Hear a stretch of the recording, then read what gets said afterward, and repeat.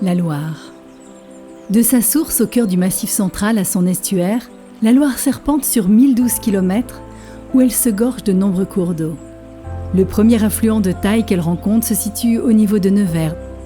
C'est ici, au point de confluence, que la Loire prend de l'épaisseur, donnant naissance à un paysage aussi grandiose que fragile.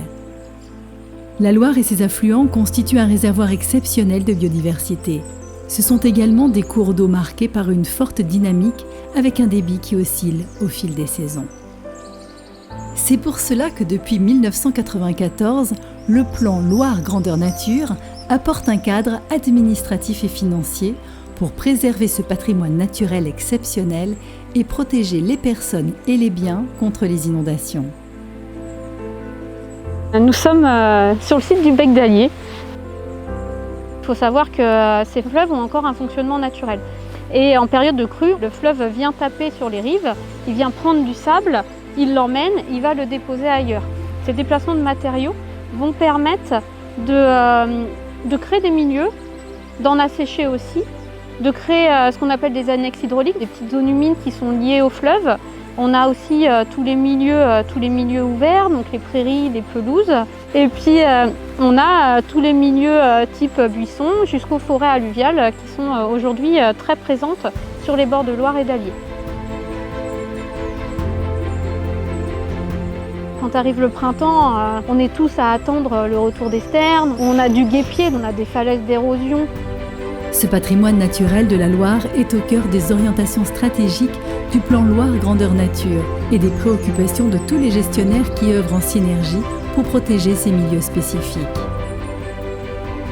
Donc ici typiquement on est dans le genre de milieu qui a des zones en fait, de travaux qui ont été subventionnés en partie par le plan Loire Grandeur Nature. Le but c'est de trouver d'abord des secteurs qui ont un potentiel de restauration, c'est-à-dire des secteurs qui ont été autrefois des pelouses à corynéfores et qui se sont en fait naturellement embroussaillés et refermés parce qu'il n'y avait pas d'entretien. On va venir en fait couper tous les arbres, broyer entièrement les arbustes. On va en fait remettre le sol complètement vide de végétation. Il va falloir faire attention de ne pas les laisser se refermer. C'est pour ça qu'en général on met en place du pâturage. Ici on est sur 80 hectares. C'est monstrueux, on ne se rend pas compte, mais pour un petit troupeau, entre guillemets, c'est beaucoup de travail. Donc on va venir la seconder occasionnellement, d'année en année. Ça peut être fait également par la DDT qui vient nous aider sur ce secteur-là. L'État a investi 140 000 € pour réouvrir les milieux autour du Bec d'Allier. On a souhaité mettre en place une cogestion entre le Conservatoire des espaces naturels, l'État propriétaire des sites et la collectivité pour avoir une gestion de ce site qui soit la meilleure et qui puisse satisfaire aux différents usages et aux différentes problématiques des acteurs. Ce site est également très important pour la population. La commune de Cuffy est impliquée dans la mise en œuvre d'actions d'entretien. Ainsi, bien qu'elle garde l'image d'un fleuve sauvage, la Loire a été intimement liée à l'histoire des hommes et le reste encore aujourd'hui.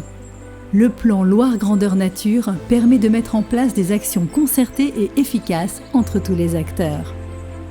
L'espace naturel sensible qui a été créé en 2018 par l'installation de panneaux signalétiques et de mâts de jalonnement, financés par le conseil départemental, permet la découverte de ce site par différentes activités qu'il y a tout au long du parcours.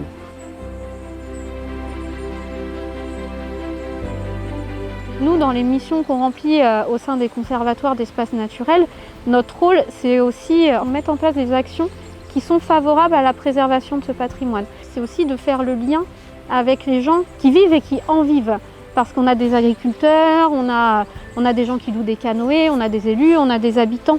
Et en fin de compte, on se rend compte quand on discute avec les gens que chacun à sa manière est attaché à tout ou partie de ce qui fait cette nature. Donc que ce soit un paysage, que ce soit la faune, que ce soit la flore, que ce soit une activité. Chacun à sa manière a un lien avec ce patrimoine.